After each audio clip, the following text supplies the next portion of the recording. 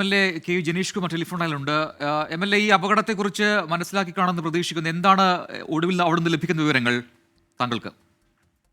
രക്ഷാപ്രവർത്തനം ദുഷ്കരമാണ്. അപ്പോൾ അവിടെ മുകളിൽ പാറയുടെ അടിവാരത്താണ്. അപ്പൊ അതുകൊണ്ട് തന്നെ മുകളിൽ കൂടുതൽ പാറകൾ ഇങ്ങനെ പൊഴിഞ്ഞു വരുന്നു എന്നാണ് മനസ്സിലാക്കുന്നത്. പോലീസും ഫയർഫോഴ്സും എല്ലാം സ്ഥലത്തുണ്ട്.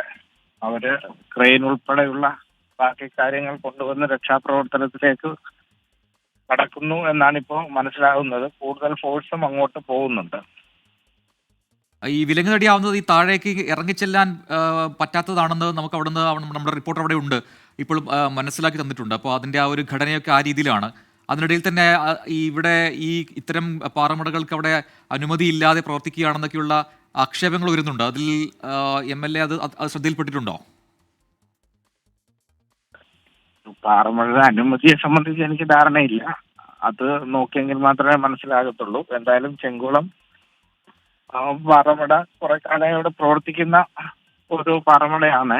അപ്പൊ അവിടെ കുറെ നാട്ടുകാരുടെ ഭാഗത്തുനിന്ന് കുറെ അലിഗേഷനൊക്കെ കുറെ കാലങ്ങളായി ഉയർന്നു വരുന്നുമുണ്ടായിരുന്നു.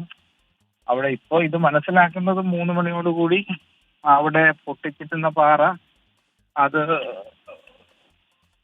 ഇറ്റാച്ചി വെച്ച് നീക്കം ചെയ്യുന്നതിനിടയിലാണ് മുകളിലത്തെ പാറ വന്ന് താഴേക്ക് വീഴുന്നത് എന്നാണ് മനസ്സിലാക്കിയിട്ടുള്ളത്. ബാക്കി കാര്യങ്ങൾ ഞാൻ സ്ഥലത്തില്ല. ബാക്കി കാര്യങ്ങൾ കൂടുതൽ മനസ്സിലാക്കിയെങ്കിൽ മാത്രമേ പറയാൻ വേണ്ടി കഴിയത്തുള്ളൂ. ശരി, നന്ദി. ഈ ഘട്ടത്തിൽ പ്രതികരിച്ചതിന് Shri K U Janeesh Kumar MLA ആണ്, കോന്നി MLA ആണ് ഇപ്പോൾ നമ്മൾ പ്രതികരിച്ചത്.